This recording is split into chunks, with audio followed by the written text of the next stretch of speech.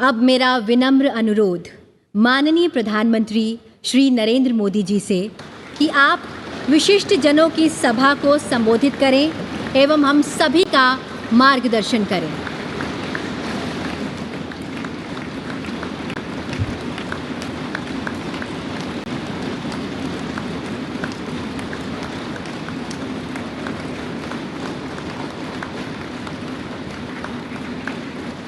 आदरणीय उपराष्ट्रपति जी,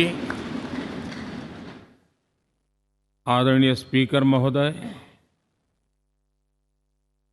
मंच पर विराजमान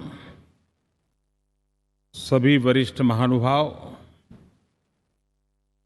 और 140 करोड़ देशवासियों के प्रतिनिधि, सभी माननीय सांसदगण, आपको और देशवासियों को गणेश चतुर्थी की अनेक अनेक शुभकामनाएं।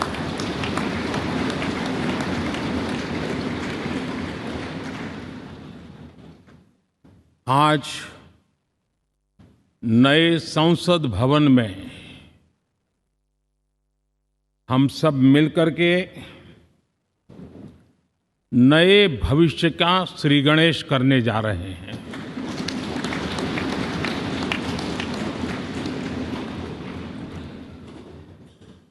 आज हम यहाँ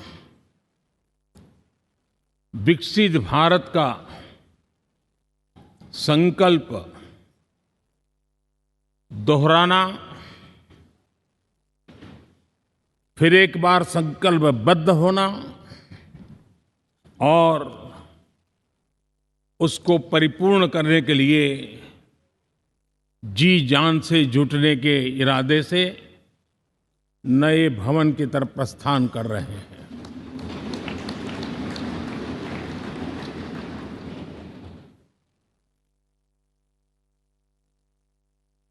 सम्माननीय सभागृह, ये भवन और उसमें भी ये सेंट्रल हॉल एक प्रकार से हमारी भावनाओं से भरा हुआ है। हमें भावुक भी करता है और हमें हमारे कर्तव्य के लिए प्रेरित भी करता है। आजादी के पूर्व ये खंड एक प्रकार से लाइब्रेरी के रूप में इस्तेमाल होता था, लेकिन बाद में संविधान सभा की बैठक यहाँ शुरू हुई और उन संविधान सभा की बैठकों के द्वारा गहन चर्चा विचारणा कर करके हमारा संविधान यहीं पर आकार लिया। यहीं पर 1947 में अंग्रेजी हुकूमत ने सत्ता हस्तांतरण किया, उस प्रक्रिया का भी साक्षी हमारा ये सेंट्रल हॉल है। इसी सेंट्रल हॉल में भारत के तिरंगे को अपनाया गया, हमारे राष्ट्रगान को अपनाया गया और ऐतिहासिक अवसरों पर आजादी के बाद भी सभी सरकारों के दरमियान अनेक अवसर आए जब दोनों सदनों ने मिलकर के यहाँ पर भारत के भाग्य को गढ़ने के पर विचार किया, सहमति बनाई और निर्णय भी किए। 1952 के बाद दुनिया के करीब 41 राष्ट्राध्यक्षों ने इस सेंट्रल हॉल में हमारे सभी माननीय सांसदों को संबोधित किया है।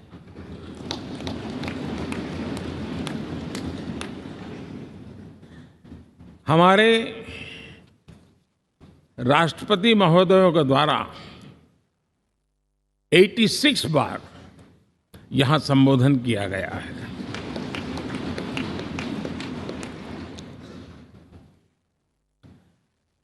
बीते 7 दशकों में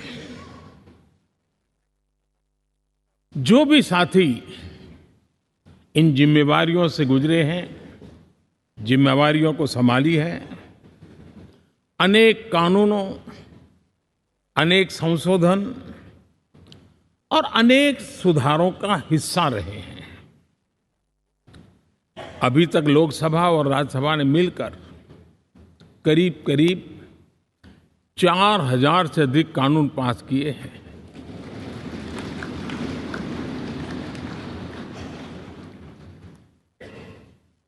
और कभी जरूरत पड़ी तो ज्वाइंट सेशन के माध्यम से भी कानून पारित करने की दिशा में रणनीति बनानी पड़ी और उसके तहत भी दहेज रोकथाम कानून हो, बैंकिंग सर्विस कमीशन बिल हो, आतंक से लड़ने के लिए कानून हो, ये संयुक्त सत्र में पास किए गए हैं, इसी गृह में पास किए गए। इसी संसद में मुस्लिम बहन बेटियों को न्याय की जो प्रतीक्षा थी, शाहबानो केस के कारण कुछ गाड़ी उल्टी पार्टी पर चढ़ गई थी। इसी सदन ने हमारी उस गलतियों को ठीक किया और 3 तलाक विरुद्ध कानून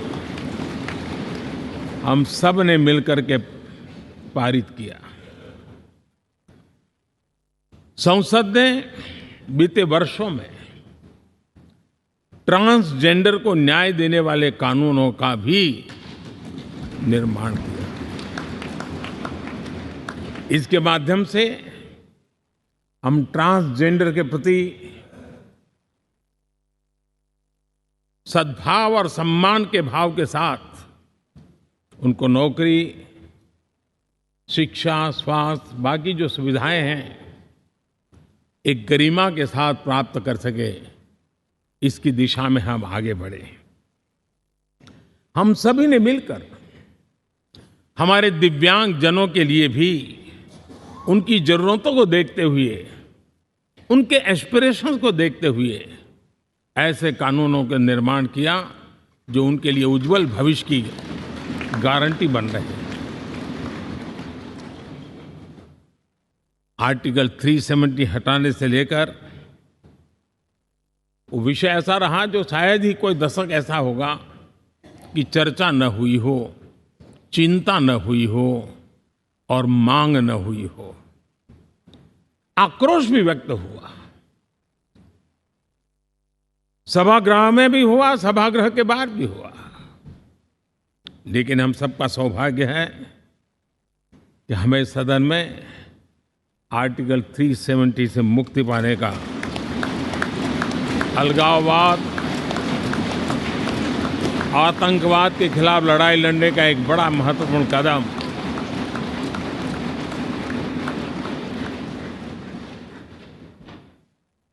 और इस महत्वपूर्ण काम में माननीय सांसदों की, संसद की बहुत बड़ी भूमिका है। जम्मू कश्मीर में इसी सदन में निर्मित हुआ संविधान हमारे पूर्वजों ने दिया हुआ वो महामूल्य दस्तावेज जम्मू कश्मीर में लागू करते हैं तो इस मिट्टी को प्रणाम करने का मन करता है। आज जम्मू और कश्मीर शांति और विकास के रास्ते पर चलने के लिए प्रतिबद्ध हुआ है और नए उमंग, नए उत्साह, नए संकल्प के साथ जम्मू कश्मीर के लोग आगे बढ़ने का कोई मौका अब छोड़ना नहीं चाहते हैं। ये दिखाता है कि संसद के सदस्यों ने मिलकर के संसद के भवन में कितने महत्वपूर्ण काम किए हैं। माननीय सांसदगण, लाल किले से मैंने कहा था, यही समय है, सही समय है।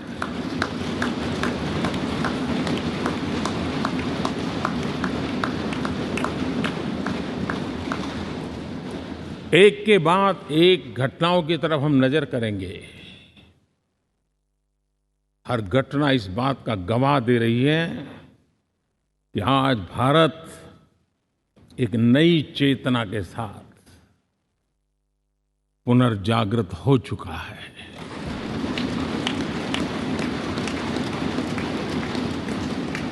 भारत नई ऊर्जा से भर चुका है और यही चेतना, यही ऊर्जा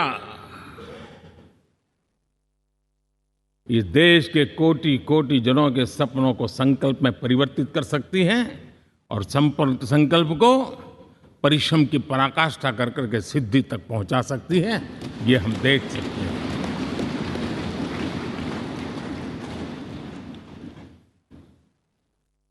और मेरा विश्वास है,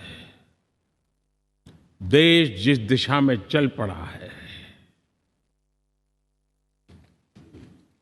इच्छित परिणाम अवश्य प्राप्त होंगे।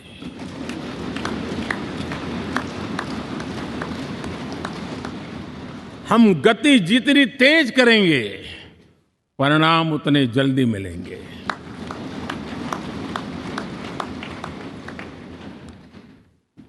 आज भारत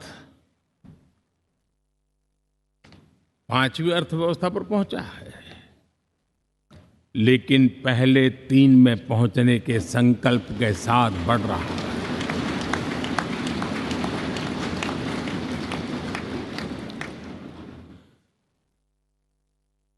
और मैं जिस स्थान पर बैठा हूं, जो जानकारियां प्राप्त होती है, उसके आधार पर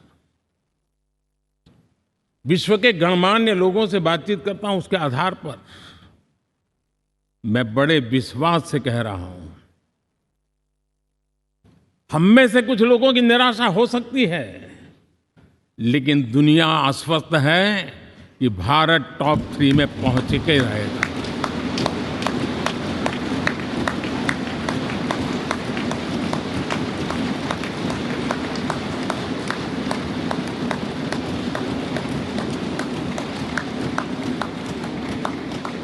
भारत का बैंकिंग सेक्टर आज अपनी मजबूती के कारण से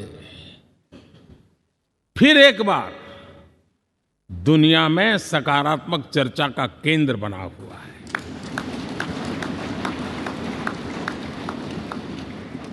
भारत का गवर्नेंस का मॉडल, यूपीआई, डिजिटल स्टैक, मैं इस G20 में देख रहा था, मैंने बाली में भी देखा। टेक्नोलॉजी की दुनिया को लेकर के भारत का नौजवान जिस प्रकार से आगे बढ़ रहा है, पूरे विश्व के लिए कौतुक भी है, आकर्षण भी है और स्वीकृति भी है।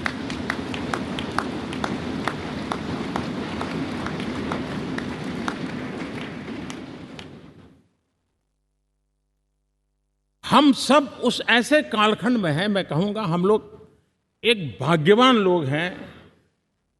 ऐसी भाग्यवान समय में हमें कुछ दायित्व निभाने का अवसर आया है और हमारा सबसे बड़ा भाग्य है कि आज इंडियन एस्पिरेशंस उस ऊंचाई पर हैं जो शायद पिछले 1000 साल में नहीं रहे होंगे।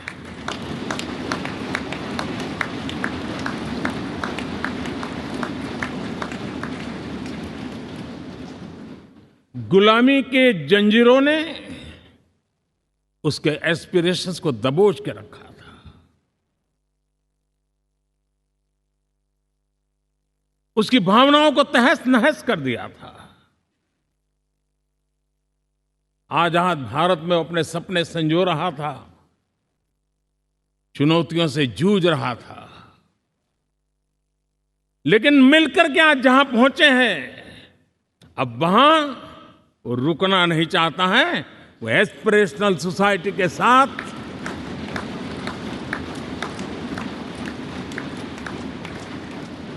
नए लक्ष्य गढ़ना चाहता है।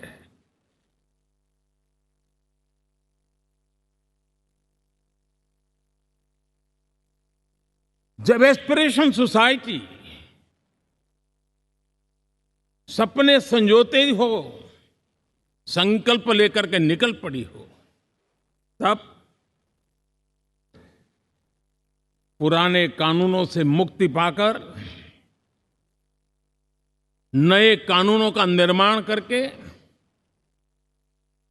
उज्जवल भविष्य के लिए एक मार्ग प्रशस्त करने का दायित्व हम सभी सांसदों का सविशेष होता है। संसद में बनने वाला हर कानून, संसद में होने वाली हर चर्चा, संसद से जाने वाला हर संकेत इंडियन एस्पिरेशन को बढ़ावा देने के लिए ही होना चाहिए। ये हम सबकी भावना भी है, कर्तव्य भी है और एक एक देशवासी की हमसे अपेक्षा भी है।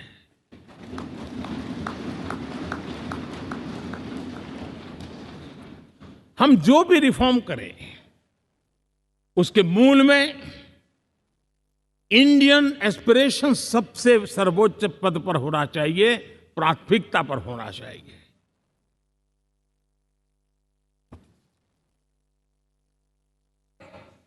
लेकिन मैं बहुत सोच समझ करके कहना चाहता हूं, क्या कभी छोटे कैनवास पर कोई बड़ा चित्र बना सकता है क्या?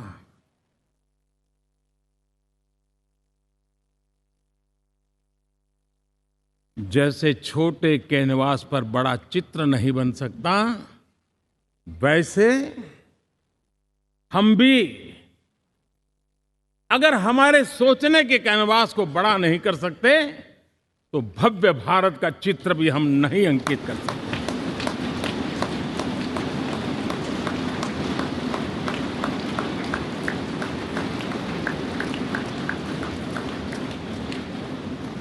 पचहत्तर साल का हमारे पास अनुभव है। हमारे पूर्वजों ने जो कुछ भी रास्ते बनाए, उससे हमने सीखा है।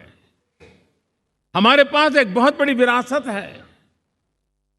इस विरासत के साथ अगर हमारे सपने, हमारे संकल्प जुड़ जाए, हमारा सोचने का दायरा बदल जाए, हमारा कैनवास बड़ा हो जाए, तो हम भी उस भव्य भारत के चित्र को अंकित कर सकते हैं, उस तस्वीर का खाका खींच सकते हैं, उसमें रंग भरने का काम हम भी कर सकते हैं और आने वाली पीढ़ी को वो भव्य दिव्य मां भारती के हम उनको सुपुर्द कर सकते हैं। दोस्तों, अमृतकाल के 25 वर्षों में भारत को अब बड़े कैनवास पर काम करना ही होगा। अब हमारे लिए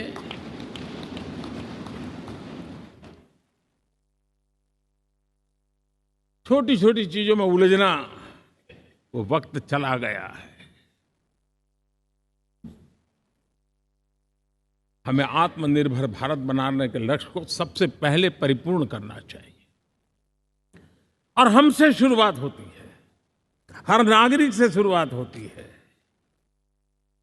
और आज दुनिया में भी एक समय ऐसा था कि लोग मुझे कहते थे, हमारे बड़े बड़े बुद्धिजीवी और अर्थशास्त्री लिखते थे कि मोदी आत्मनिर्भर की बात करता है तो मल्टीलेटरलिज्म के सामने चुनौती तो बन नहीं जाएगा, ग्लोबल इकोनॉमी के जमाने में ठीक तो नहीं होगा।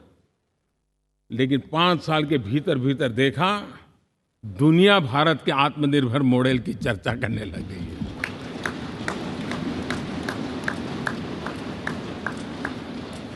और कौन हिंदुस्तानी नहीं चाहेगा कि डिफेंस सेक्टर में आत्मनिर्भर हो, एनर्जी सेक्टर में हम आत्मनिर्भर हो, एडिबल ऑयल,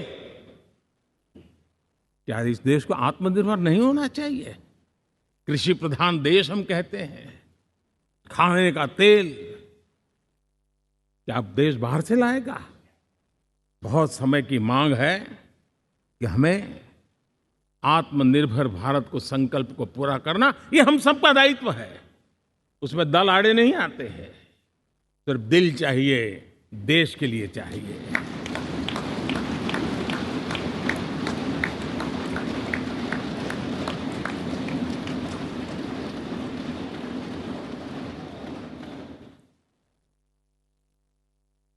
हमें अब मैन्युफैक्चरिंग सेक्टर में दुनिया में सर्वश्रेष्ठ बनने की दिशा में ही कदम रखने होंगे। और मैंने एक बार लाल किले से कहा था, जीरो डिफेक्ट जीरो इफेक्ट। हमारे प्रोडक्ट में कोई डिफेक्ट ना हो, हमारी प्रक्रिया में पर्यावरण पर कोई इफेक्ट ना हो, ऐसा जीरो डिफेक्ट जीरो इफेक्ट वाला हमें दुनिया के सामने मैन्युफैक्चरिंग क्षेत्र में जाना हो। हमारे डिजाइनर, हमारे यहाँ निर्माण हो रही डिजाइन्स, हमारे सॉफ्टवेयर, हमारे एग्रीकल्चर प्रोडक्ट्स, हमारे हस्तशिल्प, हर क्षेत्र में अब हमें वैश्विक मापदंडों को पार करने के इरादे से ही चलना चाहिए, तब जाकर के विश्व के अंदर हम अपना झंडा फहरा सकते हैं। मेरे गांव में मेरा सबसे अच्छा माल हो, इतनी बात नहीं चलेगी। मेरे राज्य में मेरा सबसे अच्छा प्रोडक्ट नहीं चलेगा, मेरे देश में मेरा सबसे अच्छा प्रोडक्ट नहीं चलेगा, दुनिया में मेरा प्रोडक्ट सबसे अच्छा होगा, ये भाव मुझे पैदा होगा।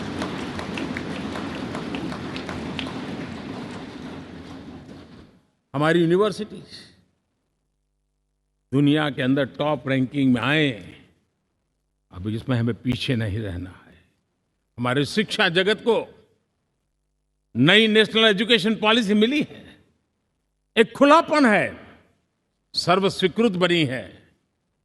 उसके सहारे अब हमें चल पड़ना है। और दुनिया के टॉप मोस्ट यूनिवर्सिटीज में अभी जब G20 में विश्व के मेहमान आए तो मैंने नालंदा की एक तस्वीर रखी थी वहाँ।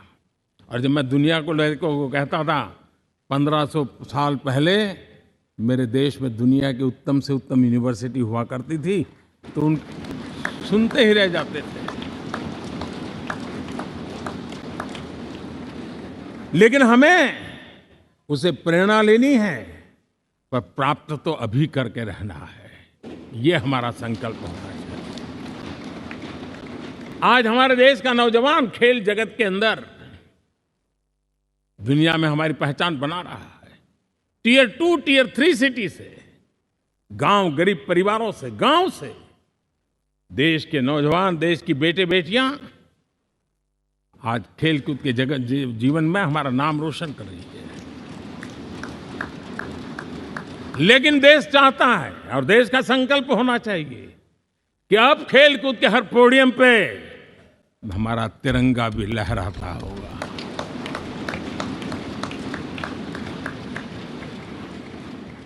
हमें अब पूरा हमारा दिमाग क्वालिटी पर फोकस करना ही होगा, ताकि हम विश्व की आशा अपेक्षाओं के अनुकूल और भारत के सामान्य मानव के जीवन में भी क्वालिटी ऑफ लाइफ के प्रति जो एस्पिरेशन बढ़ा है, उसको हम एड्रेस कर पाए। और जैसे मैंने कहा कि हम भाग्यवान हैं कि हम उस समय काम कर रहे हैं जब समाज अपने आप एक एस्पिरेशनल सोसाइटी है। हमारा और भी एक भाग्य है कि हम उस समय हैं जब हिंदुस्तान युवा देश है। हम दुनिया में सबसे ज्यादा जन आबादी वाला तो देश बने ही हैं, लेकिन सबसे बड़ी आबादी, उसमें भी सबसे युवा, ये पहली बार हुआ है।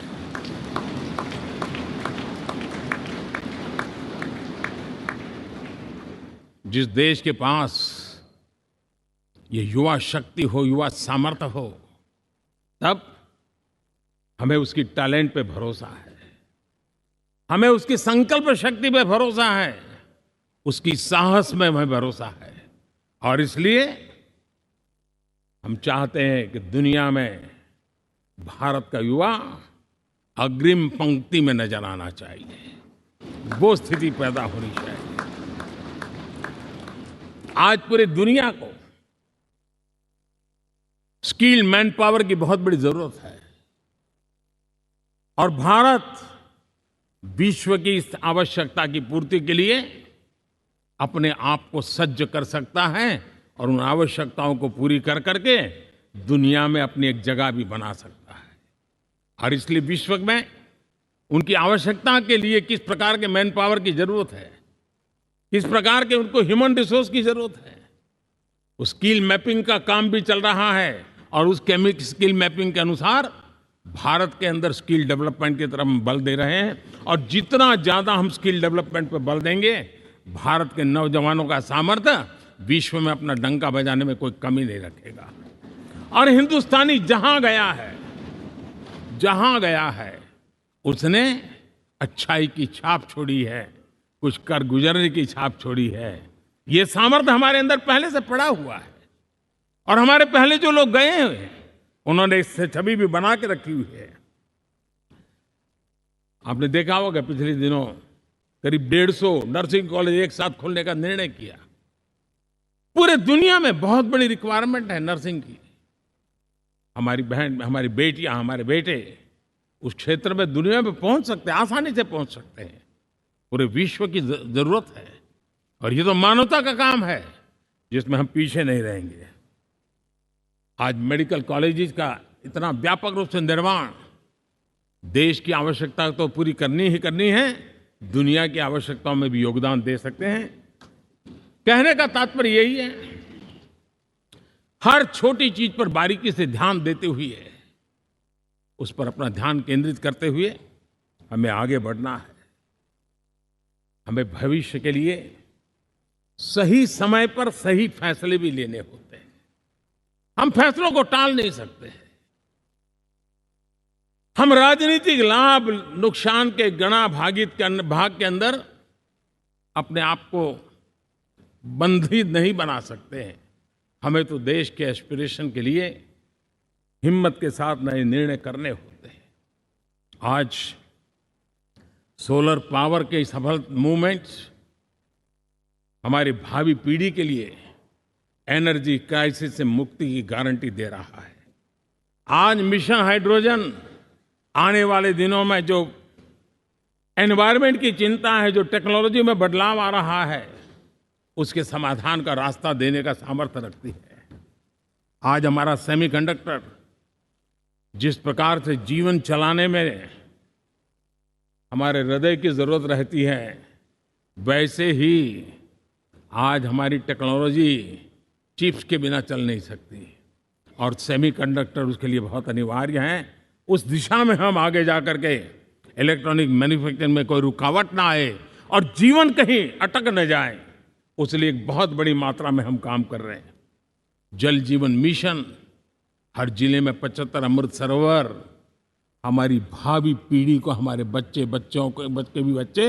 उनको कभी पानी के बिना तरसना न पड़े, इसकी चिंता हम आज कर रहे हैं। विश्व के बाजार में हमारा हर व्यापार कारोबार पहुंचे, कॉम्पिटिटिव ताकत के साथ खड़ा रहे, लॉजिस्टिक सिस्टम को और अधिक कम खर्च वाला बनाना, एफिशिएंट बनाना, उस दिशा में हम बहुत नीतियां लेकर के चल रहे हैं। आज समय की मांग है कि भारत का एक ऐसा भारत का हम निर्माण करें। नॉलेज, इनोवेशन, ये समय की मांग है और दुनिया में हमें अग्रिम पंक्ति में जाने का ये रास्ता भी है। और इसलिए पिछले हमने समय नेशनल एजुकेशन पॉलिसी के साथ साथ टेक्नोलॉजी के बढ़ावे के लिए हमने रिसर्च और इनोवेशन का एक कानून भी पारित किया है, ताकि हमारे देश के नौजवानों को इस इनोवेशन के और चंद्रयान 3 की सफलता के बाद देश के नौजवानों के मन में विज्ञान की तरफ आकर्षण बढ़ रहा है। हमें मौका गंवाना नहीं है।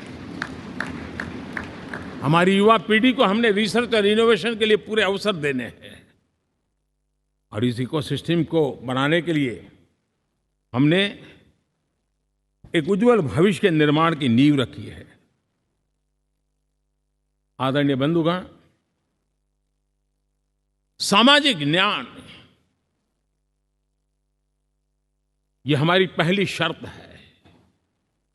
बिना सामाजिक न्याय, बिना संतुलन, बिना समभाव, बिना समत्व हम इच्छित परिणामों को घर के भीतर प्राप्त नहीं कर सकते। लेकिन सामाजिक न्याय की चर्चा बहुत सीमित बन के रह गई। हमें उसको व्यापक रूप में देखना होगा। हम किसी गरीब को कोई सुविधा दें, किसी समाज में दबे कुचले व्यक्ति को कोई सुविधा दें, वो तो सामाजिक न्याय की एक प्रक्रिया है। लेकिन उसके घर तक पक्की सड़क बन जाए ना, वो भी सामाजिक न्याय के लिए उसको मजबूती देती है। उसके घर के नजदीक में बच्चों के लिए अगर स्कूल खुल जाए तो वो भी उसको सामाजिक न्याय की मजबूती देती है। उसको बिना खर्च अगर आरोग्य में समय की जरूरत पड़े वो मिले, तब जाकर के सामाजिक न्याय की मजबूती मिलती है। और इसलिए जिस प्रकार से समाज व्यवस्था में सामाजिक न्याय जरूरत है, वैसा ही राष्ट्र व्यवस्था में सामाजिक न्याय की आवश्यकता है। अब देश का कोई हिस्सा पीछे रह जाए, अविकसित रह जाए, ये भी सामाजिक न्याय के खिलाफ है। दुर्भाग्य से देश का पूर्वी इलाका, भारत का पूर्वी भाग जो समृद्धि से भरा हुआ है, लेकिन वहां के नौजवानों को रोजगार के लिए दूसरे इलाके में जाना पड़ रहा है। ये स्थिति हमें बदलनी है। हमारे देश के उस पूर्वी भाग को, इलाका को समृद्ध बना करके सामाजिक न्याय की मजबूती भी हमने देनी है। असंतुलित विकास, शरीर कितना भी स्वस्थ क्यों न हो, लेकिन एक उंगली को भी अगर लकवा मार गया है तो शरीर स्वस्थ नहीं माना जाता है। भारत कितना ही समृद्ध हो, लेकिन कोई अंग उसका दुर्बल रह जाए तो भारत समृद्धि में पीछे है, मानना पड़ेगा। और इसलिए हम सर्वांगीण विकास के पक्ष में, सामाजिक न्याय की उस ऊंचाई को प्राप्त करने के पक्ष में, दिशा में हमें आगे बढ़ना है। चाहे पूर्वी भारत हो, चाहे नॉर्थ ईस्ट हो, हमें उन चीजों को प्राप्त करना। और उसी लिए जो रणनीति कितनी सफल हुई है, 100 एस्पिरेशनल डिस्ट्रिक्ट पर विशेष काम किया, नौजवान अफसरों को लगाया गया, एक स्ट्रेटेजी बनाई गई।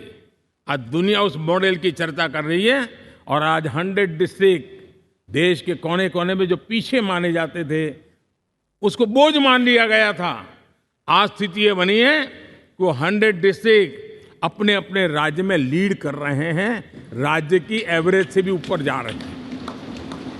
और इस सफलता को देख करके, सामाजिक न्याय की इस भावना को मजबूत करते हुए 100 डिस्ट्रिक्ट में से आगे बढ़ करके अब जमीनी स्तर पर ले जाने के लिए 500 ब्लॉक तक उनको एस्पिरेशनल डिस्ट्रिक्ट ब्लॉक के नाते आइडेंटिफाई करके उसको मजबूती करने देने का काम चल रहा है। और मुझे विश्वास है ये एस्पिरेशनल ब्लॉक्स हैं, वो एक विकास का नया मॉडल बनने वाले हैं। वो एक प्रकार से देश के विकास के एक नए ऊर्जा केंद्र बनने की संभावना रखते हैं और उस दिशा में भी हम आगे बढ़ रहे हैं। माननीय सांसदगण, आज विश्व की नजर भारत पर है। शीत युद्ध के समय हमारी पहचान कूटनिरपेक्ष देश के रूप में रही। उस समय की जो जरूरत थी, उसके जो लाभ होने थे, उस समय से हम गुजरे हैं। लेकिन अब भारत का स्थान कुछ और बना है और इसलिए उस समय कूटनिरपेक्ष की अवस्था आवश्यक होगी। आज हम उस नीति को लेकर के चल रहे हैं, जिस नीति को अगर हमें पहचानना है तो विश्व मित्र के रूप में हम आगे बढ़ रहे हैं। हम दुनिया से मित्रता कर रहे हैं, दुनिया हमारे में मित्र खोज रही है। ये शायद विश्व में एक भारत ने, और दूरी नहीं, हो सके उतनी निकटता, उस रास्ते पर चल करके भी हम अपने विश्व मित्र के रूप में भाव आज सफलतापूर्वक आगे बढ़ा रहे हैं। और मुझे लगता है कि इसका लाभ आज भारत को हो रहा है। भारत आज दुनिया के लिए एक स्टेबल सप्लाई चेन के रूप में उभर रहा है और आज विश्व की ये जरूरत है और उस आवश्यकता की पूर्ति करने का काम G20 में भारत ग्लोबल साउथ के आवाज बनकर के उभरा है। ये बीज G20 समिट में जो बीज बोया गया है, मेरे देशवासी आने वाले समय देखेंगे कि वो ऐसा वटवृक्ष बनने वाला है, ऐसा वटवृक्ष बनने वाला है, विश्वास का ऐसा वटवृक्ष बनने वाला है जिसकी साया में आने वाली पीढ़ियां सदियों तक एक गर्व के साथ अपना सीना तान करके खड़ी रहेगी। ये मुझे विश्वास है।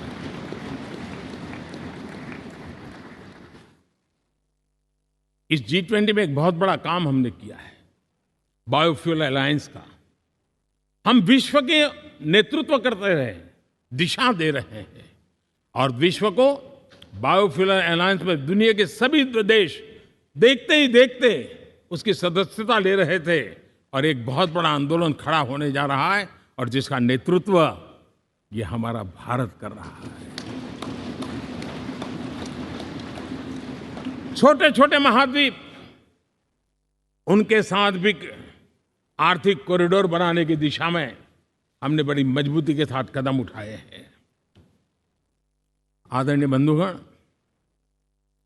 आदरणीय उपराष्ट्रपति जी, आदरणीय स्पीकर महोदय, आज हम यहां से विदाई लेकर के नए भवन में जा रहे हैं, संसद के नए भवन में बैठने वाले हैं और ये शुभ है, गणेश चतुर्थी के दिन बैठ रहे हैं।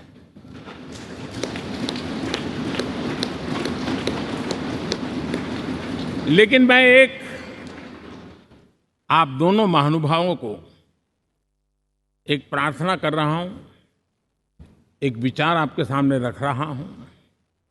मैं आशा करता हूं कि आप दोनों मिलकर के उस विचार पर जहां भी जरूरत पड़े मंथन करके कुछ निर्णय अवश्य कीजिए। और मेरी प्रार्थना है, मेरा सुझाव है कि अब हम जब नए सदन में जा रहे हैं तब इसकी गरिमा कभी भी कम नहीं होनी चाहिए।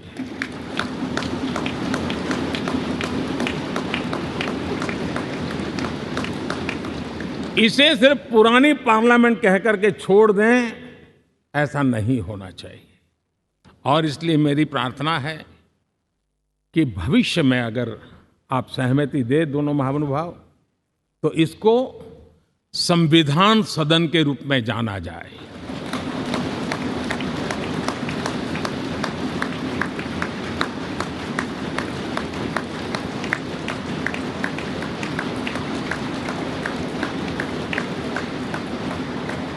ताकि ये हमेशा हमारे रक्षा के लिए हमारी जीवन प्रेरणा बनी रहेगी। और जब संविधान सदन कहेंगे तब उन महापुरुषों का याद भी उसके साथ जुड़ जाएगी जो कभी संविधान सभा में यहाँ बैठा करते थे, गणमान्य महापुरुष बैठा करते थे। और इसलिए भावी पीढ़ी को ये तोहफा भी देने का अवसर हमें जाने नहीं देना चाहिए। मैं फिर एक बार इस पवित्र भूमि को प्रणाम करता हूँ। यहाँ पर जो तपस्या हुई है, जन कल्याण के लिए संकल्प हुए हैं, इसको परिपूर्ण करने के लिए 7 दशक से भी अधिक समय से जो पुरुषार्थ हुआ है, उन सबको प्रणाम करते हुए मैं मेरी वाणी को विराम देता हूँ और नए सदन के लिए आप सबको शुभकामनाएं देता हूँ। बहुत बहुत धन्यवाद।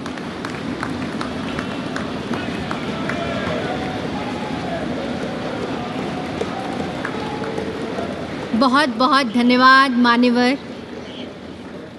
अब मेरा विनम्र निवेदन माननीय उपराष्ट्रपति जी एवं मान्यवर